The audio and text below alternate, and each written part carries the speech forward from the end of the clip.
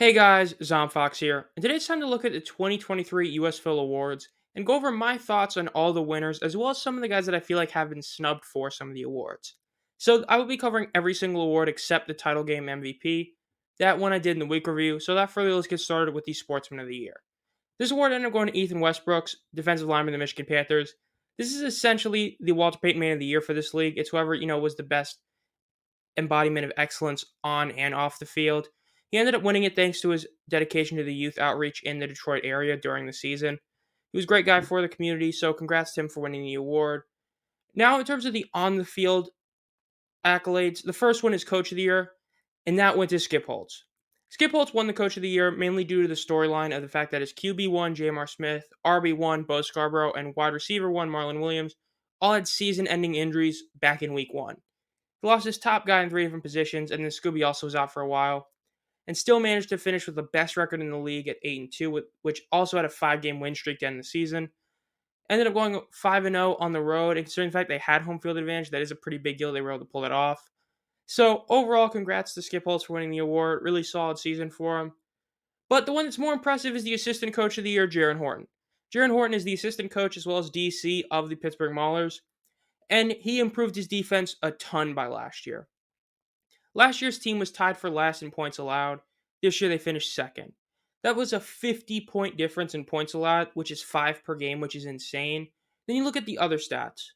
The Maulers this year had 6 more interceptions. They had 3 less forced fumbles, but they had 2 more fumble recoveries, which is what really matters, as well as having 1 extra fumble recovery touchdown.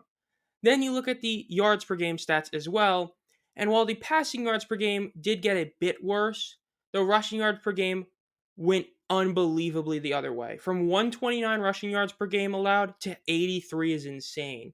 They dropped all the way from 296 yards per game allowed to 257, which is incredible. Then you also add in the fact they did have 16 more pass deflections. You see why he won this award. 4 more sacks as well. This defense really did go to a whole nother level. There's a reason they had a ton of all USFL players, so congrats to Horton for winning the award. Now, in terms of the overall player of the year for the certain groups of category, the first is offensive. That went to Mark Thompson, running back of the Gamblers. Now, it was a race between him and Coleman for a while, but when you look at the overall end season numbers and you look at the fact that Thompson didn't even play all 10 games, in fact, he only was in 8, yeah, it's no shock he won this award. First in TDs, first in yards per game among rushers, and then third in yards per rush by running back, and second in rushing yards. He also had the most carries without a fumble loss. So, I mean, considering the fact that if he had played one more game, he easily would have been the leading rusher, and if he had played 2 more, he could have hit 750 in a 10-game season is quite insane. He really had an unbelievable year this year, and definitely a lot of people are looking for him to get a shot in the NFL. His 14 rushing touchdowns in this season are actually up there for one of the best seasons of rushing touchdown of any running back in the USFL, old or new. And when you consider the fact that the old USFL played 18-game seasons and had the likes of Herschel Walker, Tim Spencer, Mike Rozier, you realize just how big a deal that is that he was able to pull off 14 in just 8 games. Incredible. Then we have Defensive Player of the Year, Frank Gidna. Frank the Tank ended up winning this award, and the main reason is because of the fact that he got all the votes for the Defensive Player of the Week, really. 4 Defensive Player of the Week awards is insane. You have to be one of the best players of the week to be nominated for, and then it's up to the fans. But the fact that he was nominated enough to also, win it 4 times is insane. And he still had a great year overall. 104 tackles led the entire league, and I believe he was second in solo tackles as well. He did have 3 TFLs, a sack, 3 interceptions, as well as 2 forced fumbles and 5 pass deflections, so he could also do other things. But the fact is, he was just this prototypical great linebacker. Now, this award was a really close one between him, his teammate Breland Speaks, then 2 other linebackers in Orrin Tizino. In the end, I do think Gidna was the best of all those. So overall, congrats to Frank Gidna for winning the Defensive Player of the Year. As for the Special Teams Player of the Year, it ended up going to Derek Dillon of the Memphis Showboats. Derek Dillon was the kick returner for the team, and he overall had a really solid season. He led the entire league at 1,108 all-purpose yards despite only playing 9 games. And he was also a pretty solid receiver, having 340 receiving yards. So overall, pretty solid season. He also did have a kick 6, which isn't mentioned in the stats. That's the field goal kick return, which he had a whole touchdown. It's like a 100 and something yard touchdown return. So congrats to him for winning Special Teams Player of the Year. And to the surprise of absolutely nobody, Alex Magoo was your league MVP. Is anyone shocked at this at all? Magoo was by far the best player in the league, basically since like week 5. When you look at his stats, you just have to look at where he finishes in them. He's third in passing yards, first in passer rating, first in completion percentage, first in passing touchdowns, and first in pass yards per attempt. That's incredible. His 67.4 completion percentage and his 108.3 passer rating are both incredible numbers. And then rushing wise, he was sixth in the entire league among any player. That includes running backs. He was sixth.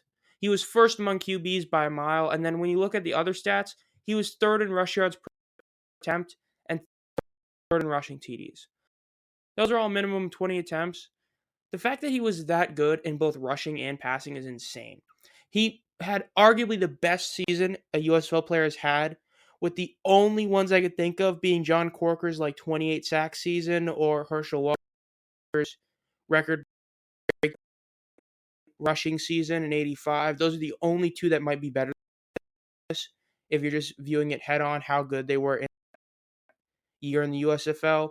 So congrats to Magoo. So now in terms of the players or coaches, I think kind of shafted. Coach of the year is when I really got shafted. I think you have two guys who definitely deserved it more, and that was Horton and DiFilippo.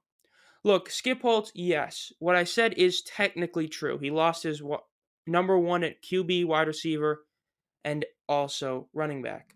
The only issue is that his QB and RB1 were guys who weren't even the starters last year. It was Magoo and Maribel.